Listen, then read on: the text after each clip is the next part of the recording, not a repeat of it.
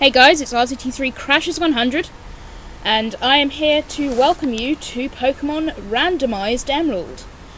I was trying to make the series a while back, but let's just say my ROM was too messed up to allow me to continue. So, well, I'm restarting. Sadly, that means there's going to be no more Miltank.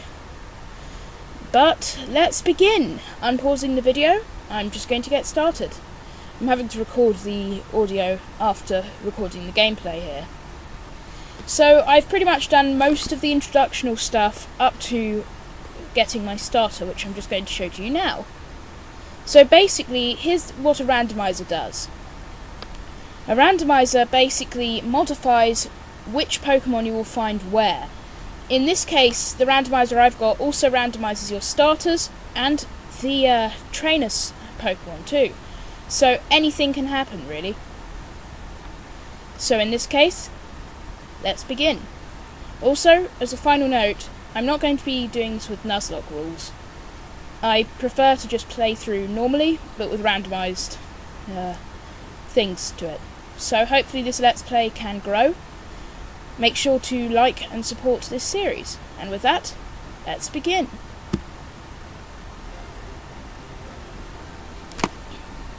So, we are just going to look around Little Root Town here. And now we have to go north. Help me! Who's there? Man, it's Professor Birch. He's being chased by a Zigzagoon, of all things. Hello, you over there, please help. In my bag, there's a Pokeball. Okay. Where are you going? Don't leave me like this! So you can't enter the wild grass either. So basically, you have to get a Pokemon. So we're going to start here with Arbok, Croconaw, or Marowak. Personally, I'd much rather prefer something that isn't completely evolved yet. So I think I'm going to choose Croconaw. Marowak, as we all know, is the evolution of Cubone, and Arbok the evolution of Ekans.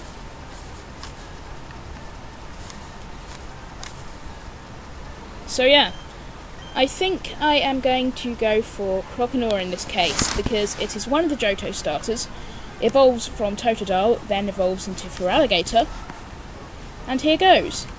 My randomizer also removes the capitalization from Pokemon names, and to be honest, it really does look quite good, at least in normal text. In battles it looks a bit shabby, but otherwise it's not too bad. And it goes down with Rock Blast. My randomizer also randomizes the moves you get. Whew, I was in the tall grass studying wild Pokemon when I was jumped. You saved me, thanks a lot. Oh hi, you're RCT3. This is not the place to chat, so come to my lab. So RCT3, I've heard much about you from your father. I've heard you don't have your own Pokemon yet. The way you battled... So he's just going to give us our starter for free, because we saved him. You get the point. So, I'm going to nickname it. I'm deciding to go for a bit of a theme here to name them after characters from the Mario series. So here we go. Oh wait, I just realised we still have the lower capitalisation, so it would better fit in if we have it with lowercase. So, Bowser. I know, it would make a bit more sense if we had a fire type, but hey. I just decided this because Bowser looks reptilian, so does Croconaw. You get the point. So, now we have to go after May, who is our rival. Unfortunately, trainer names are still capitalised. So basically, it's still better to name your person in capitals. But you get the point. So now we can basically go straight off and catch Pokemon. So what will our first encounter be? It is going to be a Quilava, but sadly, I don't have Pokeballs yet, so I'm going to have to come back here and take a look.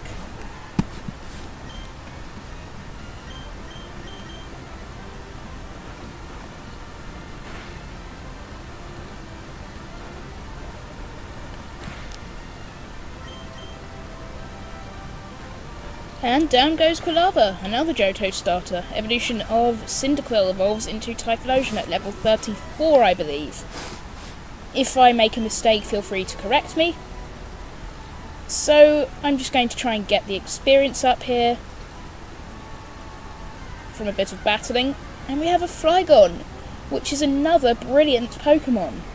Normally you'd only really get it late in the game, so it's excellent to see it here. So we are just going to use Rock Blast again. Kind of speeding it up a bit here, just in case. As you can see, it's not very effective at all. And Flygon has Hail, which coincidentally is a move that will damage itself as well, I think, if I'm correct. Yep, so Bowser takes damage, and so does Flygon. That really was not a good choice. So now we're going to use Crunch, which should do some damage.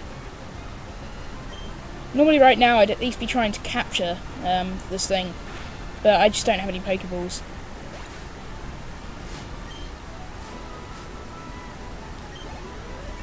And we are already up to level 7, and we know Steel Wing. Basically, the levels at which your Pokemon learn moves aren't changed, but the moves they learn are changed. So, for example, by the end of this, I could have my Feraligatr knowing something like, for example, Draco Meteor. And now we have a Kakuna. Kakuna is the first evolution of Weedle, and evolves into Beedrill, I believe at level, somewhere in the level teens, I believe. I can't remember which. I probably need to do some research before the next episode, even though I am a bit of an expert at Pokemon games. And down goes Kakuna. That was not hard at all. Getting closer to getting that next level. And we have another wild battle. This time against a Girafarig. This Pokemon does not evolve. I've always thought that Girafarig's tail looks a lot like a Chain Chomp. I'm pretty sure most of you have thought of that as well. And let's just use Rock Blast to whittle down his HP. Girafarig also knows Rock Blast. What a coincidence.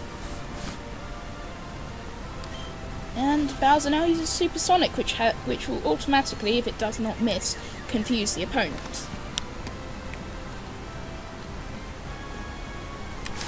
Girafarig is using Rock Blast, but again it misses. I think that might be due to confusion. Confusion reduces the chance that you will hit your opponent by up to 50%.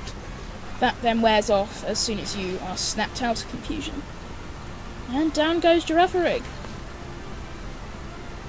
And we are up to level 8. It's definitely a good idea that you level up your Pokemon as much as possible in the early stages, so I may off screen actually do a bit of grinding. So, welcome to Oldale Town. There is no gym here, so there is no need to worry, but basically the only attraction here is it is a stopping point between the next city and, of course, to go after May. So, on this route we have one of the fully evolved Hoenn starters, Swampert, final evolution of Mudkip, which, let's just say, if you're not a Pokemon fan, you've definitely never heard of Mudkip. Or maybe you have, because it's very popular. Surprisingly, it's one of the most popular Pokemon of this generation. It's a shame really that its upper evolutions are really overlooked. Swampert is definitely no exception to this. So Swampert knows Dragon Claw. Pretty overpowered move to have at such an early point in the game.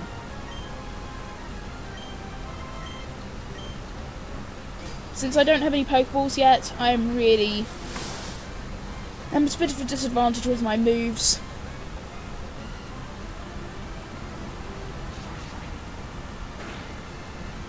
So we're just going to use Crunch, which seemed to be doing the trick. And down Swampert goes. I may even consider catching one of these guys, since they're here. I mean, if starters are everywhere, why not? And Bowser's up to level 9.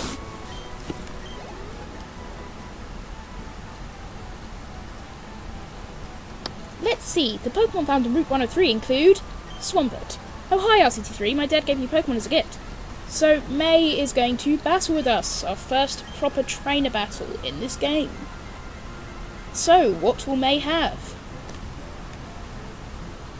A Jigglypuff. Well, this should be pretty easy. Bowser, just go and own it with Steel Wing, please. There we go. Good job, Bowser.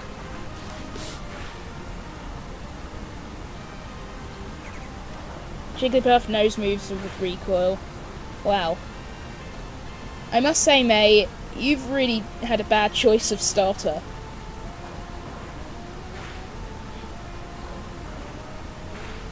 Jigglypuff won't evolve unless it's given the Moonstone, which you definitely will not find this early in the game. Which is generally why, when Jigglypuff is shown in games, it's shown shortly after the point, or shortly before the point, in which you can get Moonstones at the earliest point. So, there we go, May is down. I think I know where my dad's an eye out for you now. You just got that Pokemon because it already likes you. You might be able to befriend any kind of Pokemon easily. Well, it's time to go back to the lab. So, sadly, we now need to follow May. No Pokeballs yet. But at least we now know where to return. So, I'm just going to run all the way back. But first, it's recommended you check out the Pokemart. Easily identifiable with those blue roofs. It's unlikely that we're going to get any Pokeballs here, so I'm just showing this so that you can't really just go and do whatever you want. You have to follow May.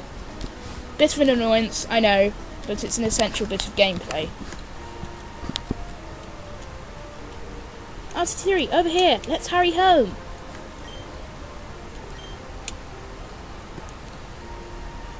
And off we go. I'm just going to do a bit of battling here, once again. And we have a Yanma, which, sadly, it doesn't evolve until the next generation. So yeah, definitely don't choose Yanma in any game earlier than Gen 4. It will not evolve. It's extremely rare if you're not using a randomizer. And like so many other non-evolving Johto Pokemon, it just had this whole false potential feeling of it. Still, that was all improved when it evolved into Yanmega. Okay then, Legendary count 1, we have Mew. The secret Legendary of Generation 1, which you could only access through glitching. In every other generation, you don't need to glitch it, you just get it at rare events. So, it's a bit of a special encounter here, but at this low level, you can kind of see it doesn't really stand up.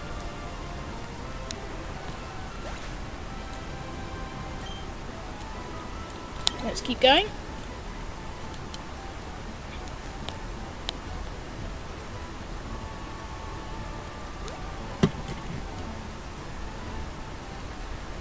And in we go to this laboratory.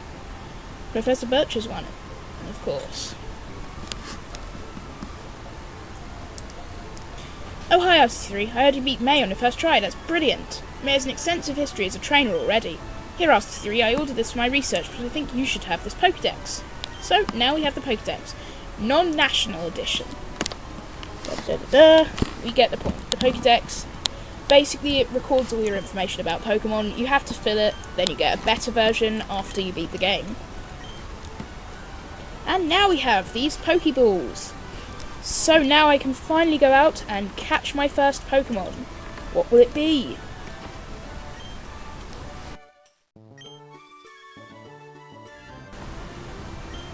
Whoa, jump cut. Basically, I'm going to go and search for a Pokemon. If I manage to successfully do this, because this is probably going to take a while due to Bowser's high level, I'm just going to cut the video when I actually get a successful capture. Just this once. For all of my later captures, I'm probably going to have it on video, so to speak.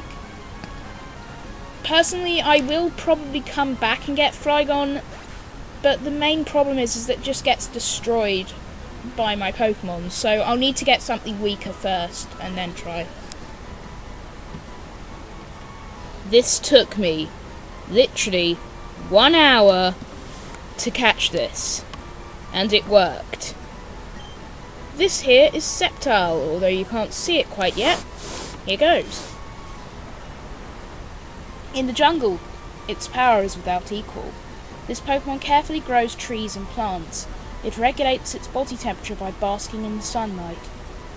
Yep, so I don't care if it's Uber. It's an awesome starter. And, well, if it's there, why not have it? Found this on Route 101, same place where I was hunting for Quilava. And, well, that's just how I found it. As I'm saying, I'm not playing in Nuzlocke mode, so I will return several times if necessary. But that's pretty much unlikely, since there's just so much out there. These games are fun to play both in Nuzlocke mode and in regular Pokemon mode. I must admit though, it would be cool if Nintendo actually implemented such a feature in one of their games. But anyway, I'm beginning to run out of time.